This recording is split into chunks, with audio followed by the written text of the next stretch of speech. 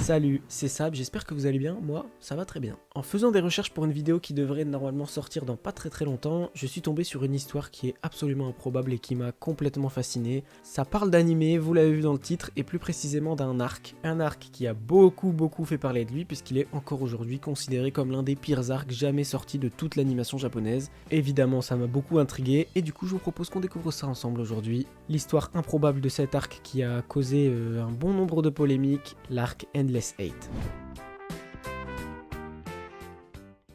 L'histoire que je m'apprête à vous raconter, elle a absolument aucun sens, vous allez voir, c'est passionnant. On va parler d'Haruhi Suzumiya. Haruhi Suzumiya, c'est une série de light novels, donc des romans pour jeunes adultes en gros, qui est sortie au début des années 2000 au Japon. C'est rapidement devenu l'un des plus grands succès du support avec aujourd'hui plus de 20 millions de copies en circulation. Quand même. Et alors je sais ce que vous allez me demander, de quoi ça parle ? Et bah Haruhi Suzumiya, tenez-vous bien, c'est l'histoire d'un mec, Kion, un lycéen qui va se retrouver embarqué dans la vie d'Haruhi Suzumiya, qui croit dur comme fer en l'existence des médiums, des aliens et des voyageurs du futur alors qu'elle a aucune façon de le prouver. Ils vont monter un club, la SOS Brigade, pour enquêter sur les événements paranormaux. Au fil de l'histoire, 3 nouveaux membres vont arriver, et le twist c'est que ces 3 nouveaux membres c'est un alien, un voyageur du futur et un médium. Parce qu'Haruhi en fait, c'est un peu une déesse, puisqu'elle a le pouvoir de manipuler la réalité. Oui, vous avez bien entendu. Et le truc, c'est que elle-même elle est pas au courant. Et donc en fait, c'est le fait qu'elle soit convaincue de l'existence de ces phénomènes qui les rend réels. Évidemment, nos 4 autres personnages du coup, ils vont essayer tant bien que mal de contenir son pouvoir, mais échouer. Et ça va donner lieu du coup à des situations cocasses et des mésaventures. En 2006, une adaptation animée de ces fameux light novels va être réalisée par le studio Kyoto Animation, qui était encore un jeune studio à l'époque. Et c'est d'ailleurs le succès phénoménal de cet animé qui va propulser le studio à la place de monstre qu'il occupe aujourd'hui dans l'industrie de l'animation japonaise. Quand je parle de succès, je parle d'un vrai succès. À tel point que pendant cette période, les non-fans n'en pouvaient plus parce qu'on voyait que Haruhi Suzumiya partout, sur tous les sites et tous les forums, et encore aujourd'hui, tout le monde s'accorde à dire que ça faisait partie des animés les plus populaires de la période à laquelle il est sorti. Évidemment, un succès pareil, ça veut dire beaucoup d'argent. Et donc, une suite. Avant même de sortir, la deuxième saison d'Haruhi Suzumiya, elle a un marketing très étrange. Je vous passe les détails parce qu'ils sont pas très intéressants et que c'est un peu compliqué à expliquer, mais en gros, il y a très peu de communication, et le peu d'infos que les gens arrivent à sortir de tout ça, c'est des infos un peu contradictoires quoi. En réalité, ce marketing un peu chelou, il serait volontaire pour coller un peu avec l'ambiance foufou de la série, sauf que du coup, les fans ils savent plus trop où donner de la tête, et ils savent plus vraiment s'y retrouver. Au final, Kadokawa va programmer une rediffusion de la première saison de l'animé à la télé, en 28 épisodes, alors que la première saison, elle en fait que 14. Évidemment, tous ces événements cumulés, ça crée une espèce de confusion générale autour de cette deuxième saison, qui fait que même si tout le monde est hype par l'idée qu'il y ait des nouveaux épisodes, il y a quand même beaucoup de gens qui n'y croient pas du tout. Et à la surprise générale, la saison 2, elle va être diffusée. Tout simplement.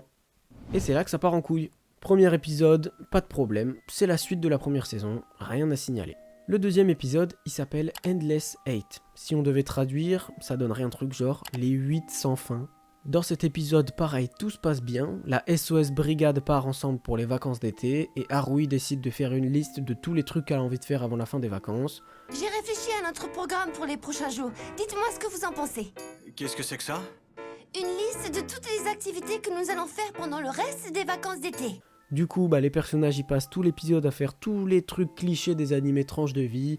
Ils vont se baigner, ils vont à un festival, ils font des feux d'artifice sur la plage, ils vont attraper des insectes dans la forêt, et encore plein d'autres activités, genre du bowling, aller au cinéma, ou faire un karaoké jusqu'à la fin des vacances. Et puis l'épisode se termine avec Haruhi qui est perturbée parce qu'elle a l'impression qu'il manque quelque chose, mais qu'elle n'arrive pas à l'expliquer. Je me demande si je n'ai pas oublié quelque chose. Non, j'ai pas d'autre idée. Donc j'imagine qu'on a fait le tour. Qu'est-ce qu'elle a ? Elle a peur qu'on n'en ait pas assez fait ? Troisième épisode, les ennuis commencent. Il est diffusé et il s'avère qu'il est presque identique au précédent. Mais quand je dis presque identique, c'est-à-dire que tous les événements sont les mêmes, mais ils sont animés sous différents angles. J'ai réfléchi à un programme pour les prochains jours. Dites-moi ce que vous en pensez. On est censé faire tout ça en moins de 2 semaines. Au fil de l'épisode, Kion commence à avoir un drôle de pressentiment. Je ne suis pas allé dans ce genre d'endroit depuis des années, et pourtant j'ai l'impression que c'était hier. Les personnages vont se retrouver pour parler de ce drôle de sentiment de déjà-vu, et vont arriver à la conclusion que effectivement ils ont déjà vécu tout ça. Laisse-moi t'exposer le fond du problème. Sans le savoir, nous revivons en boucle les mêmes événements de notre vie. Pour être plus précis, la période qui tourne en boucle démarre le 17 août et s'achève le 31 août. Nous sommes dans un été qui ne prendra jamais fin. En fait, ce qui se passe, c'est que Haruhi, elle est pas satisfaite de ses vacances. Et du coup, je vous le rappelle, elle peut manipuler la réalité, donc sans s'en rendre compte, elle piège tout le monde dans une espèce de boucle temporelle où ils vont être forcés à revivre ses vacances d'été en boucle, jusqu'à ce qu'elle arrive à mettre le doigt sur ce qui lui manque. Qui est à l'origine de tout ça alors? Ah oui, sans aucun doute. Elle n'en est certainement pas consciente, mais cette anomalie doit répondre à un désir. Elle ne veut pas que cet été se termine. Est-ce que tu peux nous dire combien de fois ces 15 jours se sont répétés? Nous vivons la boucle pour la 15 498e fois.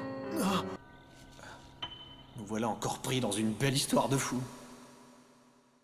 Bon, on est d'accord, l'idée est incroyable, hein. Et en vrai, à l'époque, tous les fans y sont intrigués et ils ont hâte du prochain épisode où ils s'attendent à ce que l'arc soit tout simplement bouclé et terminé. Sauf que c'est loin d'être le cas. Vous vous souvenez de ma traduction un peu foireuse là de Endless Hate? J'espère que vous vous en souvenez parce que c'était il y a littéralement 2 minutes. Et en fait c'est Endless Hate, c'est 8 sans fin, c'est 8 épisodes. 8 épisodes où les événements de leurs vacances d'été vont se répéter encore et encore et encore. 8 épisodes identiques à l'exception de quelques petites variations, sans rien qui se répète. C'est-à-dire que chaque feu d'artifice, chaque baignade, chaque karaoké se passe exactement pareil, mais animé à chaque fois sous une perspective différente. Aucune séquence n'a été réutilisée tout simplement parce que Kyoto Animation a réanimé 8 fois le même épisode. Et même les doubleurs, ils sont revenus 8 fois refaire leurs répliques. Et puis tout ça, évidemment, diffusé à la télé sur une période de 2 mois. 2 mois où les fans vont être spectateurs des mêmes événements encore, et évidemment passer de la curiosité à l'amusement, puis à l'ennui, pour arriver à la colère, et évidemment à une rage folle. Je me demande si je n'ai pas oublié quelque chose. Voyons.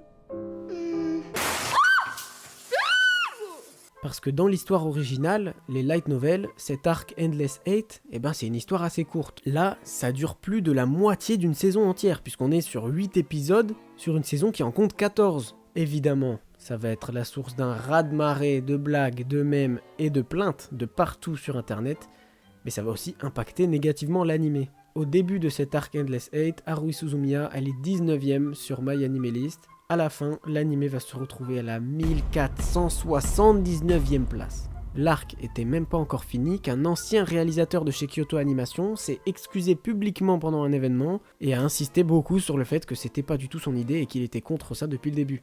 事実をまず申し上げますと、僕はもうかなり1年以上前からこうなることをしていました。で、僕は反対をしました。ただし、僕は自分の意思でその京都アニメを出てしまったわけですから、ある意味その今の春日のこの展開について、責任を感じています。ですから、もう言ってしまいましょう。思い覚悟はしていたので言っておきます。もう、制作委員会 SOS さんを代表してこの場でお詫びしたいと思います。申し訳ない。La doubleuse d'Haruhi, Aya Hirano, va elle aussi s'excuser publiquement à la radio, et puis ça va commencer à prendre de l'ampleur, à sortir de la fanbase d'Haruhi, et à faire de plus en plus de bruit. Comme beaucoup de polémiques, le scandale va prendre beaucoup plus de place que le truc de base, et ça va durer des mois. Dans le dernier épisode de l'arc Endless Hate, Kion arrive à satisfaire Haruhi en trouvant ce qui lui manquait pour compléter ses vacances d'été. Spoil, c'était faire ses devoirs.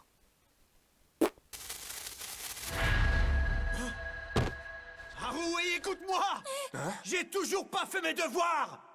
Du coup, la boucle se brise, et là je vous invite très sincèrement et très fortement à aller cliquer soit là ou soit là, je sais pas trop, dans la fiche que je vous ai mis, ou tout simplement dans le lien dans la description, et à aller regarder cet extrait que malheureusement je peux pas mettre dans la vidéo parce qu'il dure 3 minutes, parce que tout simplement, déjà c'est incroyablement hilarant, mais en plus ça l'est encore plus quand tu sais la polémique incroyable qu'il y a eu autour de tout ça, ça n'a absolument aucun sens à regarder, c'est trop marrant. Évidemment, la communauté entière pousse un immense soupir de soulagement, parce qu'ils sont enfin libérés de ce cauchemar. On dirait bien que ça a marché.